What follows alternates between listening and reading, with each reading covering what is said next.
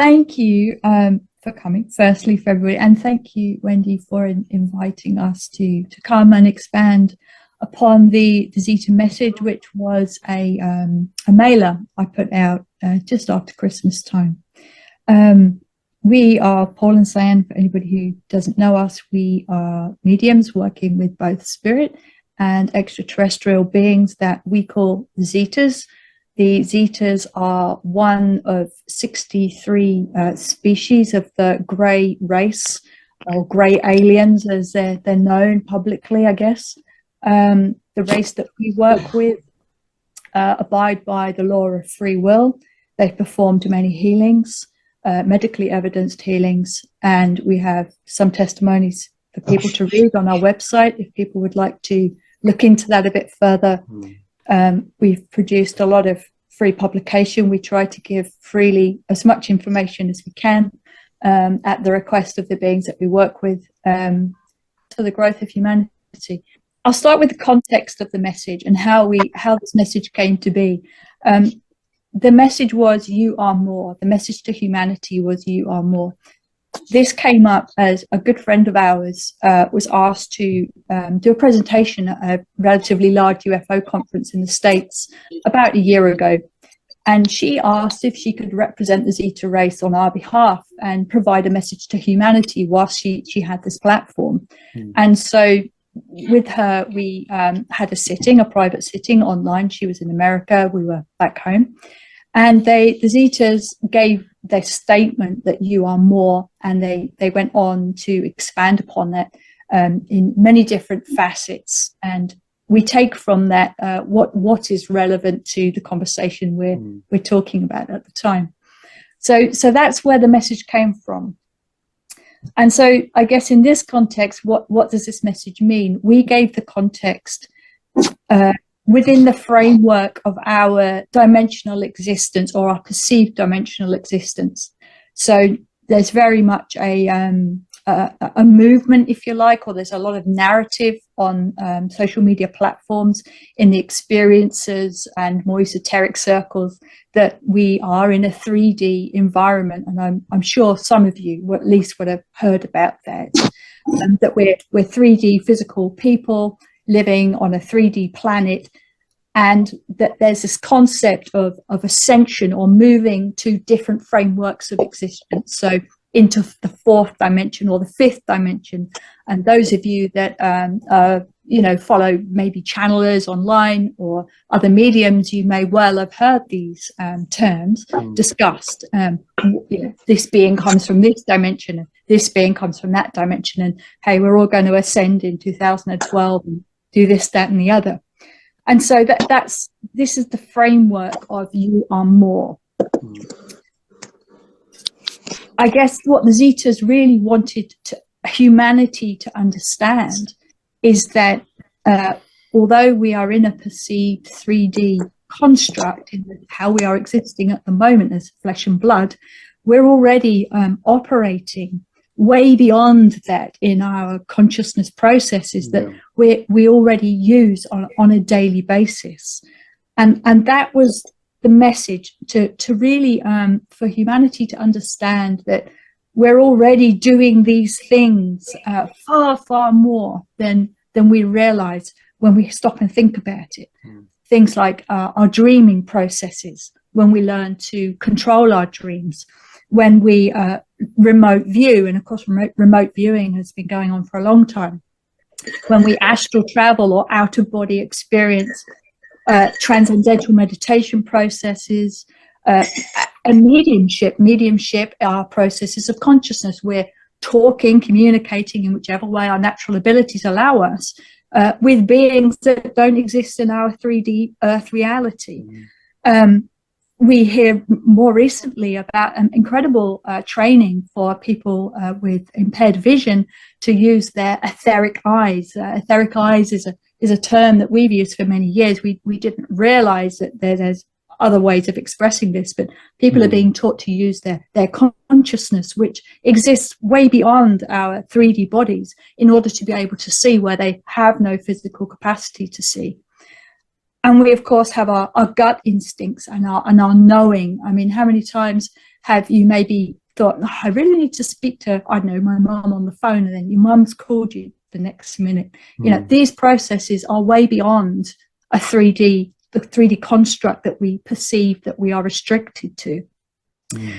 And a recent conversation that we've had is that this conversation of 3D, 4D, 5D, and all these other Ds really has become very outdated, although it was necessary in the beginning for humanity to understand how it exists within a wider framework.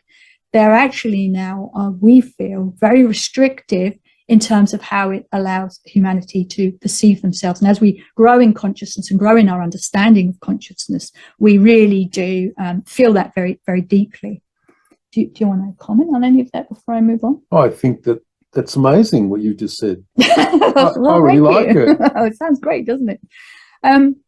So, yeah, why is this important to recognize? We have really wanted to get this message across, not only because, of course, the Zetas have asked us to put this message out there, but to counteract the ascension narrative that we see online, that we're all, humanity is waiting for some global earth shift, and this has so many different meanings to so many people. The social media narrative is quite often that we're all going to suddenly dissolve into the fifth dimension, and you know, our physical bodies are no longer going to exist, and the whole planet's going to suddenly turn transparent.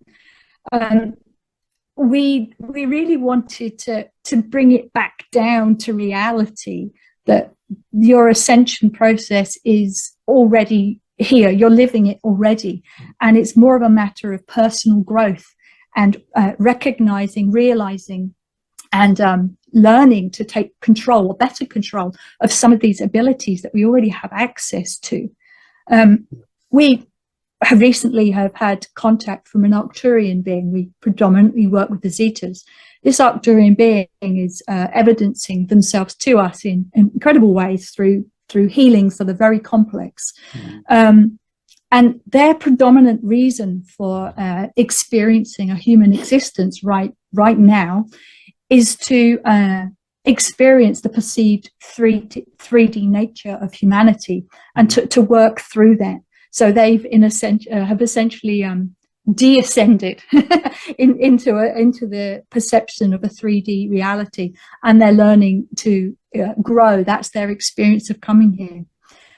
And I think it's important to mention that although, you know, we do have all this growth to undertake, and a growth to recognize that we're in right now, that we have to abide by the rules of our reality, and so we have to eat, we have to sleep. We can't bypass these 3D processes that we're restricted to because of our very nature of existence. But it doesn't mean we should be restricted by them, and that we can really, you know, grow so much further than we think we are already, without relying on somebody else, without relying on I don't know, going transparent and disappearing off the face of the earth. We really wanted to bring that message back down to ground. Yeah. So with the Zetas, they're a three-dimensional race, and now we do need to talk in frameworks. So the reason that when we talk about dimensions, we need to be able to frame what we're doing, you know, in discussion. If I'm talking about, well, everything's just source, that's the end of the discussion. There's nothing else to talk about. But because source itself has created a framework for discussion, and, you know, that's seen as dimensional aspects of consciousness, then there's ways for us to understand and navigate that. And I'll give you an understanding of what I'm talking about. So we're developing mediums, and we work with spirits, and, you know, we spend time evidencing, you know, the spirits that we work with. As that process developed, we started working with extraterrestrials as well, and through that process, which I can't define as being any type of dimensional aspect, I started to realize that I could move into other states, and not altered states, but gateways and portals, these sorts of things. And I'd often meet other beings, and over the years, the many years of doing that sort of that deep trance work and extending consciousness, one day I ended up supported by the Zetas, but ended up with a race called the Honorians, and the race were just like they existed on a plane of light. And as I moved closer to the Honorians, it was as though there was a big sheet of glass in front of me. I couldn't see them. They didn't exist in any bodily form. But they thought to me, would you like to come closer? And in doing so, straight away, it was as though the glass sheet in front of me cracked, and my construct, who I thought I was, started to dissolve quite quickly. And I moved back away from that, came out of trance, and then went, okay, well, I'll just leave that there. And I never thought any more about it. And about 3 days later, I was walking around outside, and suddenly I looked down and the whole earth was clear. I looked up and the trees had gone transparent. All the buildings were transparent. And I realized that I was having some sort of experience that I couldn't really explain. I did ask the Zetas and the other guides that I work with if they could sort of remove that process. I wanted my three-dimensional space back, because I like living in three-dimensional space. It's a lot of fun. It can be. I then realized that there was a lot more to it, and we all talk about this. I've been doing astral traveling for years, like a lot of people have. I've had out-of-body experiences, real-time astral, which is the room that I'm in.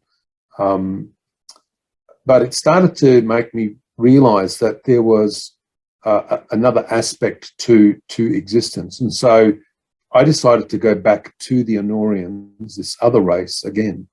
And when I turned up and was talking to them, I asked them to show me how they understood themselves. And what they did was they took a portion of themselves and created an external being, and then told me and other people that were with me not to tell the being that it had been created by them. So basically the Honorians were using their consciousness in an externalized fashion so that they could perceive different types of reality from a different perspective. In the end, I started to realize that what they were actually saying was that every single person that's here is actually from source. And we all go, oh yeah, we know that. But when you actually experience that, and I was driving along in the car and was looking, and every person that I looked at was no longer physical. They were flames of light. Every person that I looked at was now a flame. And all the people that were walking around the streets were all just flames. And any time I looked at a person, a voice would say to me, you see, that's you. And then I'd look at another person that was a flame, and they'd say, you see, that's you. And I started to recognize that we are all one. And so when the Zetas talk about we are more, what they're saying is that we are more because we are one consciousness together, all experiencing source, and source experiencing itself through all of you as well as us. Yeah. And so I guess, the message, you are more, we now caveat that with, and you always have been. Yeah. And so all we need to do, all we need to ascend, the real ascension process, which is an individualized process. It's not planetary wide in this sense. It's the more you practice these, your meditation, your mediumship, your astral travel, whatever aspect of consciousness process you're using and practicing, the more you do it, the more you will experience. It's really that simple. Yeah. Hello, thanks for the presentation. I have a couple questions. One, do you guys have evidence that an open-minded person could look at and say, yea, verily, these guys are interacting with other beings? Like you had mentioned earlier that they came into your house, I think, or in some kind of vehicle. Do you have like video of that or anything like that that could be shown? Yeah. So this is a question, Jim, that we get asked all the time, and it's a very good question. So a couple of things is that we've only ever been allowed to record one craft, and it was only done by audio and not with a like an iPhone or footage. Anytime we have tried to use any technology to film anything, it generally has failed. The batteries have died. Generally, I'm a public medium, so I do sittings in public for people. And what happens is people will be able to speak to the Zetas through me. Most times in red light situations, people can see them transfigured over me, but we've also had them materialize in the room, walk across the room and give people healing as well in red light. And they've been seen by multiple people in sittings. But we do not have, well, the only time we ever had a craft land and there was about 15 people present was in New South Wales at Wallachia. Yeah. But that was a pre-planned event with the Zetas, and there were people that were there who will testify that the Zeta craft did land and the Zetas came out and walked around them. But generally it comes down to that because we are only really interested in the Zetas providing evidence to the people that are there on the day. That's really where it comes down to, because it wouldn't matter what evidence I put online, I would be accused of CGI, Photoshop. I mean, we have photographs of a craft that was over the back garden that, we've put it up before and people have just said that's fake. Yeah. It's like, well, whatever. Yeah, that was the caveat about the open-minded person that I put on there. Everyone on this telecon is well aware of the closed-minded skeptics and what they would say. But I appreciate. Go ahead. I'm sorry.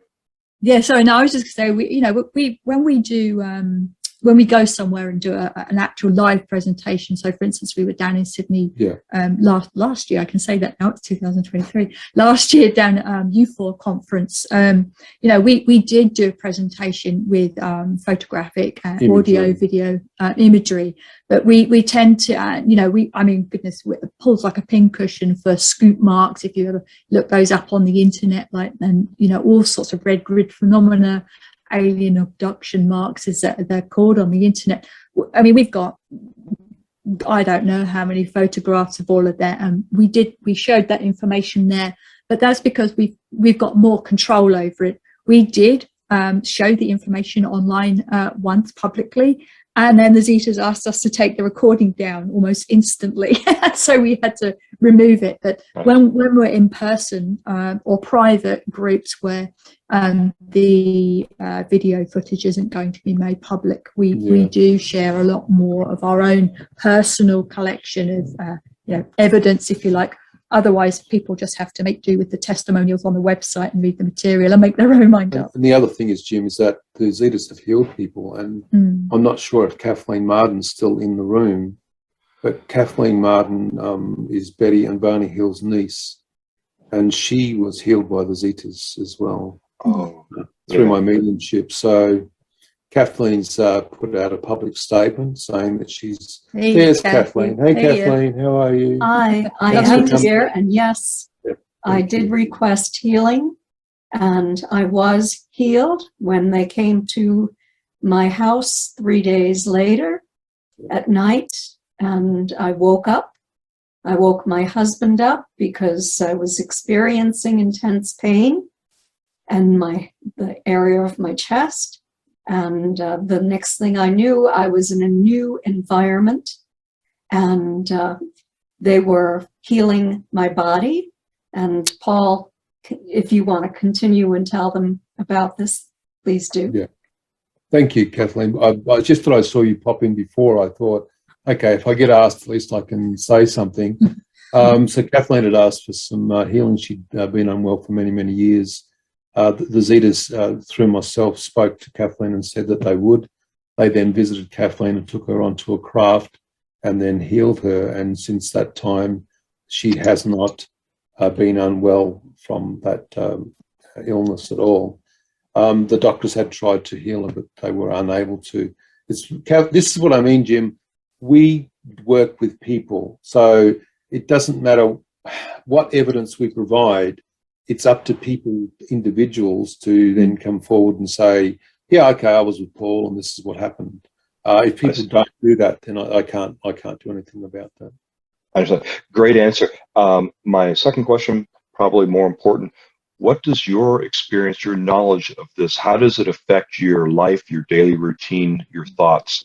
What can we take away from this that can apply to our lives? Yeah, I would suggest that what the biggest takeaway for me is that we're not being unnoticed. They just as your spirit guides, your loved ones, you may not be able to see them, and these extraterrestrials or interdimensionals or angels, whatever, you may not directly see them, but they're watching what we do.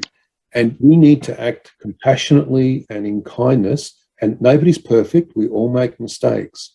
But my takeaway from this is that I try to do the best that I can every day because I know that it actually means something to try. Very good. Thank you. Well, good afternoon. I wanted to ask you, I've heard different sources online that there are people who are incarnated, well, not incarnated, but are walking this earth, but they are not ensouled. Do you have anything to say about that? What do you mean by not in soul? In other words, they don't have souls. They're The just soulless. they're just flesh. Okay. This is a conversation. Well, it's an answer I can give, but in a different context. I had a discussion with the Zetas, I don't know, a year, 18 months ago or so, and we were discussing what it took to enliven a human container. And they basically said that the human container, the human body, cannot operate, cannot function without a spirit person present from the start. And so I don't, from that perspective, I can only say that what we've heard is that it's contrary. You couldn't be soulless. The body would be essentially in a comatose state. Thank you very much. Hello. Thank you for coming. And I'm just wondering, through your interactions, have you gained any insight on the significance of world events, the pandemic, the war in Europe, other things that are going on today? Definitely we spoke to the Zetas about this a few years ago, and they, I guess that they've got a bit of a different perspective about what's going on, and we all, see everything from a three-dimensional perspective. We see what's going on, and in our three-dimensional framework, it's happening, but from a different level of consciousness. They're looking on the timeline and they're going, well, for them, everything is a different now. And so, when you're talking about what's happening now, they may be going, well, that now for them has already passed.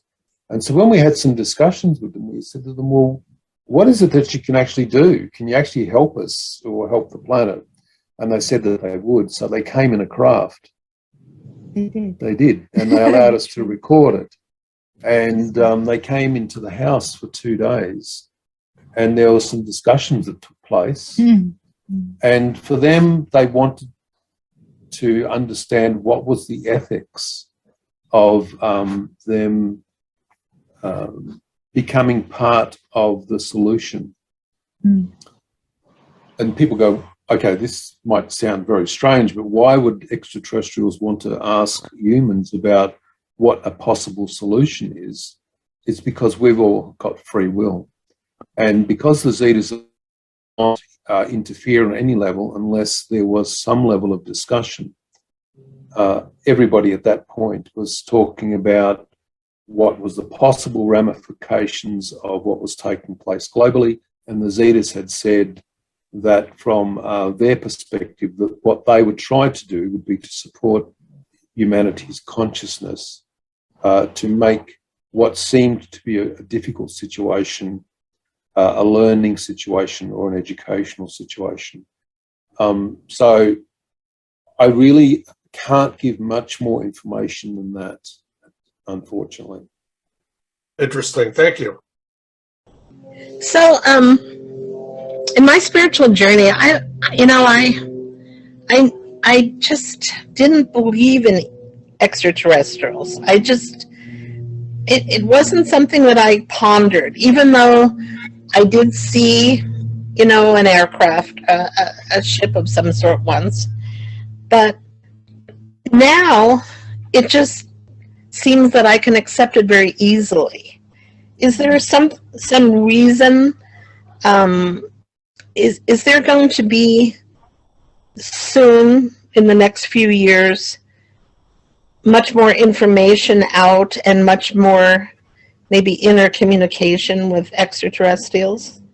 So about 2.5 years ago, the Zetas told Cyan that the astral was expanding, and inside that astral fabric, I just want to explain, the astral is a compilation of all thoughts that every human has ever had.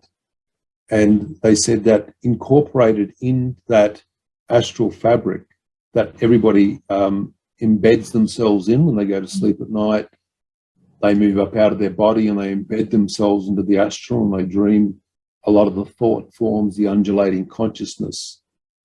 And the extraterrestrials had said that they had now embedded in that astral the knowing that other races can and do exist. People then started to find within themselves that they were also hybrids, human hybrids. People started to experience distortions of fabric around themselves. We're seeing more spirits. We're experiencing more phenomenon. And this has been an accelerated process. And there is an expectation that over the next 2 years, there'll be more and more human disclosure about extraterrestrials. And there has been a lot of disclosure in the past, but it's never actually been on mainstream media the way that it is now. We've also got people like Dr. Gary Nolan, who's been asked by the American government to research what happens to military pilots when they go near craft. Why do they have certain physical changes in their brain patterns? In the past, many of the abductees that went near craft or near extraterrestrials were either burnt or changed in some way. That's also being studied. We've also got Lou Elizondo from ATIP, who is disclosing a lot of information. There's a lot of people coming forward now. So there's a lot of information now that's in the mainstream media, but also embedded in the astral. And because of that, because denial no longer reigns, but disclosure is becoming much more popular, people are able to much more easily accept the fact that you are part of a community, an extraterrestrial community, with also embedded with interdimensional celestial beings as well. Hi, I want to thank you first for your presentation. I really appreciate it. And I have just a couple questions. You mentioned other races. Have you ever had involvement with Lyrans, or do you know the Lyran race? No, I've heard of them, but I haven't encountered them. We have encountered probably about 9 races that we would say, but the Zetas have told us there's probably about 1,000 races just within this galaxy, not solar system, because the actual galaxy's got something like 100 billion stars in it. It's just incomprehensible, the amount of races that could possibly exist that are close to us. So I can imagine. My other question is with regard to the ascension. is this the same thing as the Great Cosmic Shift? And is it happening now? And will those of us on the call legitimately be witnessing it sometime in the future? See, the thing is with ascension is that the Zetas have always said, you are consciousness existing in a three-dimensional framework in space. Everything around us, the soil, the trees, the food that we eat, everything has consciousness. It's going to be as the global response to being part of an extraterrestrial community, that people understand that they are beings of consciousness, that this then increases the level of consciousness across the planet. I don't think that we'll ever see, and if I'm wrong, that's great. I don't think I'll ever see the physical three-dimensional body just fade away globally and we all shift somewhere else. But I think that on some level, as we start to take more responsibility for being beings of consciousness, that we'll be able to step into that role much more effectively. Okay, and is the ET exposure being gradually accepted part of that shift? Yes, absolutely. Thank you very much. I just wanted to ask Paul whether he's talked about the Arcturians, and I just wondered if by any chance he meant Juliuno. You mean as an individual Arcturian entity? Yes, yes. No. We look, as mediums, what we do is when, like anyone who's a developing medium or a working medium, when a spirit person comes to you, you will spend time getting them to evidence themselves to you so that you know that you're actually talking to a spirit of a loved one. So with extraterrestrials, we all need to provide the same type of evidential process so that we're able to work out who are these beings that are coming to us. And so with the Arcturian, who we call Arcana, we asked her to specifically give us signs and information about her own sort of existence. And because these beings see themselves as in a different frequency, we can call that a different dimensional entity, whether it's 6th, 7th, or 8th, it's really not relevant. Nobody can prove or disprove where they come from. They have to come up with ways to evidence themselves to us that is meaningful and not just make statements about themselves that can't be evidenced. So, no, I haven't met that other person, Hyacinth. Yes, that'll be it for now. We'll give somebody else a chance. Hyacinth, you also asked something about the fire people. Oh, yes, you talked about the flames, and I just wondered if these were they called fire people, and were they in the shape of a flame? They were a flame representation that was exactly the same height as the human. So it didn't matter whether it was a child or an adult. The flames were the height of the physical body. Right, because I know someone, you see, who as a child spoke regularly to the flame people, and she could speak the language and converse with them. And I thought she was crazy until I found out that no, she wasn't in fact crazy. Well, you know, we all bring our abilities with us from our races. So if your point of origin is that you are from an extraterrestrial race, you'll bring with you all of your abilities within we call it the Merkaba, the soul. You'll bring all those abilities with you, and as a child, you'll have access to a lot of those abilities. It's only as we get older and start to shut down to those innate abilities that we brought with us that we stop utilizing those abilities. And Hi, I had two questions. One was, after we die on this earth and we're in the spirit realm, will we be able to see, the extraterrestrials more easily or connect to them, or will we be aware that they're in existence when we're in the spirit realm? The way to think about spirits and extraterrestrials always comes down to frequency or vibration. Spirits are like AM on the radio, and extraterrestrials are like FM. You know, bad analogy, but one radio, all the frequencies, all the bands exist, but you can only tune into one at a time. The extraterrestrial frequency that they hold across the board is not compatible, if you like, with spirit realm. There is an agreement that extraterrestrials do not enter spirit realm, because to do so would alter the frequency of spirit realm and cause disruption to the spirit realm frequency on which we all exist when we pass over. And so our understanding from talking to the Zetas and other races is that when you're in spirit realm, you will not see extraterrestrials. That's not to say that spirit people in spirit realm won't talk about what they experience whilst alive, and those conversations are there to be had.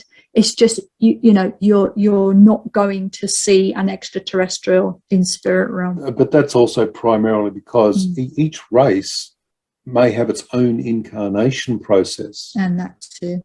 And when we say that everything is source, it means that extraterrestrial is included in that. We're included in that, but it may just be that there's a differentiation between the frequencies, like a radio with different stations, that you can't see one station if you're not on the other station. So we've spoken to multiple races, and each one of them seems to have their own not spirit realm. They don't call it spirit realm. It would take hours to explain each, all of the different nuances of how they incarnate, don't incarnate. Some races don't incarnate. Interdimensionals don't need a spirit realm. There's no requirement for a spirit realm. The Zetas, they have some sort of a collective consciousness. I suppose you could call it a spirit realm, but they don't call it that. And so there's a lot of different aspects to consciousness, and consciousness is experiencing itself in all these different forms as well. I had a second question, if I could. You touched on it lightly there, but assuming we are all part of the source, and the source experiences itself through us, are all of the different extraterrestrial races, are they also part of that same source that we are? Yes, absolutely. Absolutely. And all that they are is just a different aspect of consciousness than a person who is experiencing a three-dimensional life on this planet. If you're a Zeta, as a three-dimensional entity in the Zeta reticulum, you're a different aspect of consciousness experiencing yourself. Source is experiencing itself, but in just a different form. What I'd like to know is, I know you've spoken about getting evidence of who the entities are that you're connecting with. And what I'd like to know is, if we begin to encounter this type of thing, frankly, I think I'd probably be too scared to ask them anything like that. But do you have a class or something that you can give instruction on the most appropriate way to do that type of thing? Do you also have a class or a course on, like what Paul was just talking about, the different levels of consciousness and incarnation, and to be able to distinguish between those? So Cyan and I, we get asked a lot of questions by many people. We work 12-hour days supporting as many people as we can. And so what we decided to do was to create an educational portal. So we decided to try to put down a lot of the information that we had into courses. And we started to automate some of those courses to sort of keep up with the amount of information that people want. So yes, we do have access to those courses for people that are interested. They're not expensive. I I think there's a course there that talks about energy for about $20 or $25 or something. You know, there's all different aspects, and in regards to sort of discussion about different levels of consciousness, we run plenty of classes where we teach people how to do trance, altered states, how to breathe, which is really interesting. Your breath work is probably one of the most important keys that a person has in regards to altered states, and then how to use your breathing, those altered states, to contact all these different beings as well. Yeah, I'll just add in relation to your first question, never ever be afraid to ask a being to evidence itself. A being working with your best intentions at heart will expect to be questioned. They will want to see that the person that they are choosing to work with for whatever reason